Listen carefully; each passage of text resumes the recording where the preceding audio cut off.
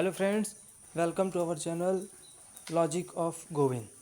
Friends, ये जो मैं अभी आपके सामने क्वेश्चन लेके आया हूँ, वेरी इंपॉर्टेंट क्वेश्चन है। ये एग्ज़ाम के पॉइंट ऑफ व्यू से इम्पॉर्टेंट है और ये क्वेश्चन एवरी एग्ज़ाम, जितने भी एग्ज़ाम होते हैं, सभी एग्ज़ाम्स में क्वेश्चन मैंडेटरी आवश्यक है कि ये क्वेश्चन आएंगे कंफर्म है।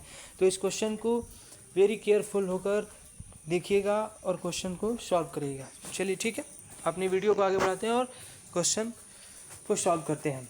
तो हमारा फर्स्ट क्वेश्चन है, लेथ मैंड्रल को क्या कहा जा सकता है? लेथ मैंड्रल को क्या कहा जा सकता है? गेज, जिग, टेम्पलेट और फिक्सचर। तो हम लेथ मैंड्रल को क्या कह सकते हैं भाई? लेथ मैंड्रल जो हमारा होता है एज अ फिक्सचर की तरह वर्क करता है। ओके, ठीक है, चलिए ठीक। नेक्स्ट क्वेश्चन, एक फ्लैट बास्टर्ड फाइल के दोनों किनारों में क्या होता है?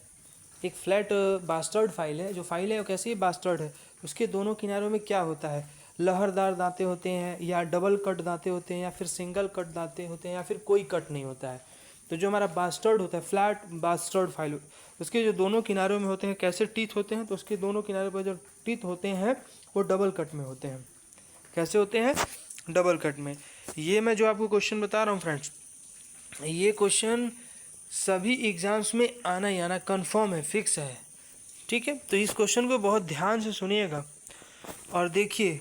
और बाकी इसके जो पीडीएफ है आपको बाई लैंग्वेज में मिल जाएंगे। हम आप पीडीएफ में आपको टेलीग्राम में सेंड कर दूंगा, जो हिंदी और इंग्लिश दोनों लैंग्वेज में रहेंगे आपके। ठीक है, चलिए ठीक है, आगे नेक्स्ट क्वेश्चन। वह छेद जिसका निचला विलयन शून्य हो मूल छेद कहलाता है। मूल छेद को इंगित करता है। तो हम मूल छेद, जो हमारा होल होता है, होल को किस से डिनोट किया जाता है?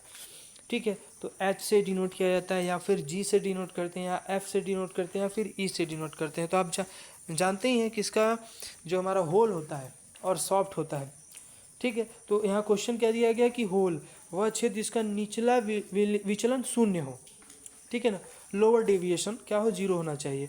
तो मूल छेद को क्या कहा जाता है, मतलब होल को क्या कहा जाएगा? तो होल को हम किस चीज़ से डिनोट करते हैं? ए से डिनोट, ए क्वेश्चन, इसका आंसर ए होगा। इट मीन्स एच से इसको डिनोट किया जाता है, एच अल्फ़ाबेट के कैपिटल लेटर एच से डिनोट करते हैं। ठीक है, नेक्स्ट क्वेश्चन, गैस कटिंग करते समय नोजल को क्या करना चाहिए?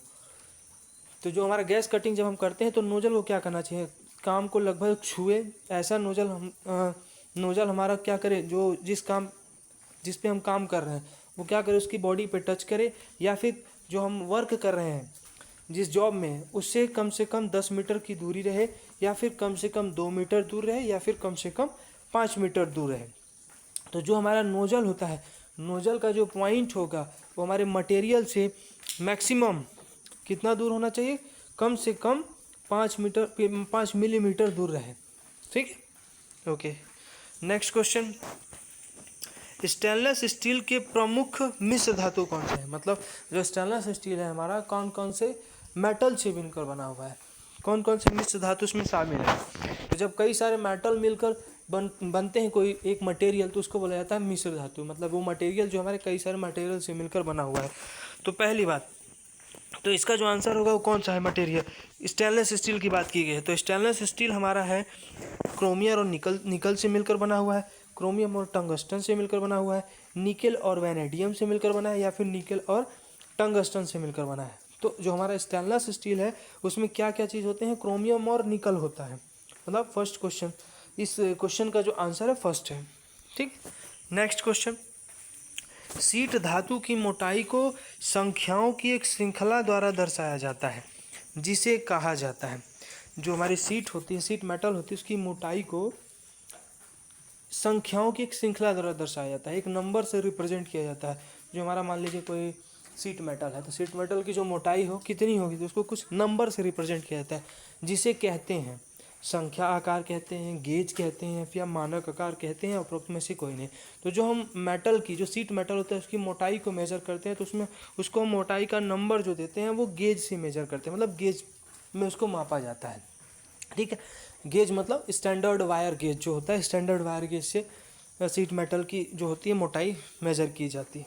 ठीक है, नेक्स्ट है क्वेश्चन, फूलर्स का उपयोग किसके लिए किया जाता है? जो हमारा फूलर होता है, ठीक ठीक है। फोर्जिंग शॉप वगैरह में यूज किया जाता है जो फूलर्स का उपयोग किसके लिए किया जाता है? नेकिंग और ग्रूविंग के लिए, रिवेट्स, बोल्ट आदि के हेड बनाने के लिए, समकोण के साथ कंधे बनाना या फिर नीचे खींचना।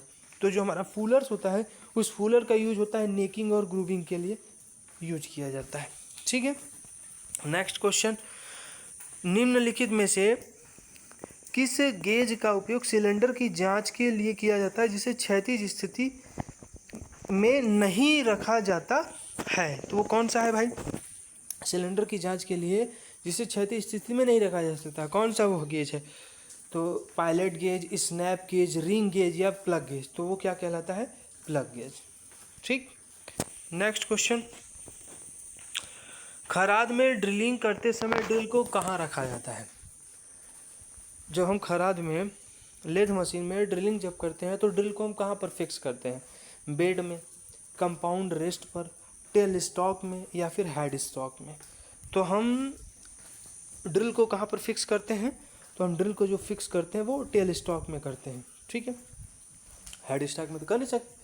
हेड स्टॉक में मटेरियल को रखा जाता है, जो मटेरियल को फिक्स जिसमें ड्रिल करना है हमको, और ड्रिल करने वाला जो मटेरियल होता है जिससे टूल जिसको कहेंगे, जो टूल जिससे ड्रिल होगा वो कहाँ होगा? आपका टेल स्टॉक में फिक्स रहेगा। ठीक। Last question, high speed steel मतलब HSS शेपर टूल लगभग 600 डिग्री सेंटीग्रेड पर हृदय का प्रतिरोध कर सकता है। मतलब 600 डिग्री सेंटीग्रेड टेम्परेचर को क्या कर सकता है? कंट्रोल कर सकता है, झेल सकता है। या फिर 800 डिग्री सेंटीग्रेड या फिर 1000 डिग्री सेंटीग्रेड फिर 1200 डिग्री सेंटीग्रेड। तो जो हाई स्पीड स्टील होता है शेपर टूल लगभग कितना कर सकता है? मैक्सिमम 600 डिग्री सेंटीग्रेड पे उसको रोक सकता है, मतलब टेम्परेचर को एब्जॉर्ब कर सकता है। उससे ज़्यादा नहीं, उससे ज़्यादा होगा तो फिर वो मेटल जो भी होगा टूल वो क्या ब्रेक हो जाएगा, पिघलने लगेगा। ठीक है।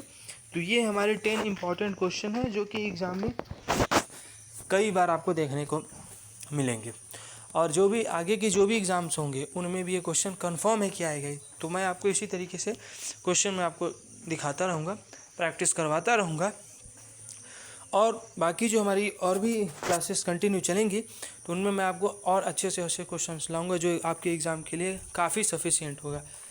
ओके, चलिए ठीक है। तो हम अपने क्लास को अब यहीं पर क्विट करते हैं। तो हमारी नेक्स्ट वीडियो अभी फिर आएगी। ओके, चलिए, थैंक यू।